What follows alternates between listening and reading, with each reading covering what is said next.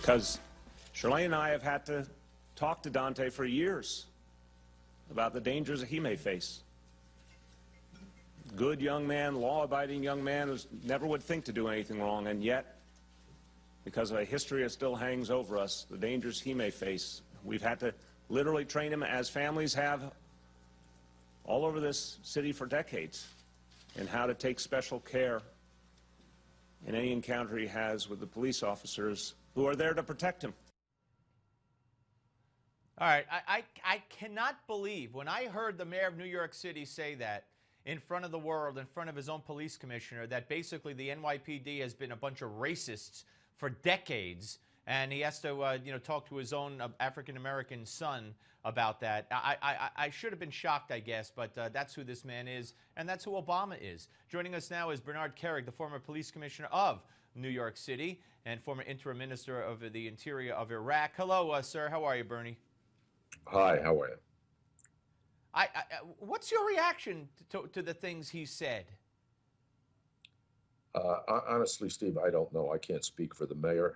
I heard him talk last night. He made a comment that there has been racism in this country for centuries. I don't know what he's talking about, and I really take offense if that means, if he's specifically focused on the men and women in the NYPD, because I know that's not true.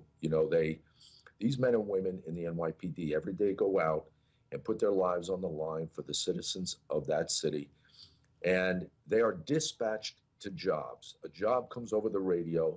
They pick up that radio, they're sent to a call of violence, attempted murder, murder in progress, robbery in progress, whatever it is. They don't get back on that radio and say, well, is the victim black or white? Because we're not going if they're black. They go, they put their lives on the line for every citizen in that city, and they do one of the best jobs in this country. And we've seen that with an 80% drop in violent crime in the African-American communities in New York City. We've seen it with an 85%, almost 90% in some areas, reduction in murder over the last 20 years since Rudy Giuliani took office in 1994. So I'm not exactly sure what he's talking about, but I would stay away from calling the NYPD and its members racist. Yeah, I couldn't agree with you more. Let me ask you about this. Let me ask you a procedural question here, or along those lines. Apparently there was a black female sergeant on the scene during this whole thing as it went down. If that was the case, could she have told the cops who took him down, don't arrest him, stand down, whatever? Would she have been in charge if she was there? Honestly, Steve, I've heard that. And I'll tell you from my own perspective, I don't care if she was black, white, Latino. If she was I a understand sergeant, that, but it's yeah. If she was a sergeant, she oversees the men and women under her, and probably the men that were making this arrest. She could give them specific orders, and they'd have to follow those orders. But they were affecting basically a lawful arrest. I would see no reason for her to call them and have them stand down. As far as the verdict, were you surprised at all?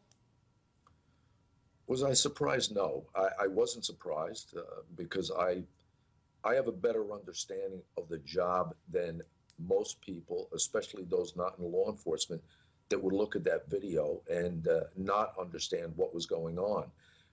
That being said, don't forget me.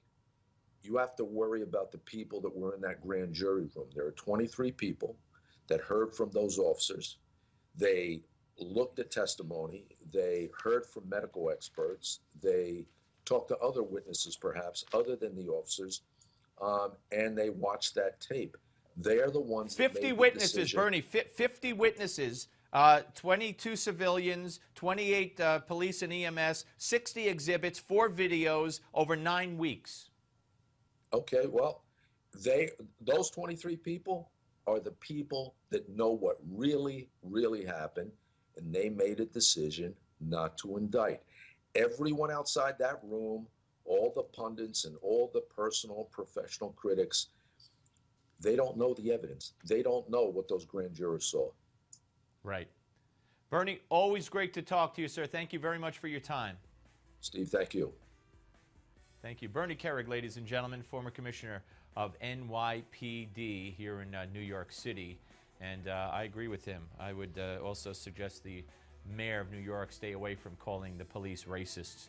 This is just insane. We're coming back with Congressman Louis Gohmert, and we'll switch focus to the president's immigration policy.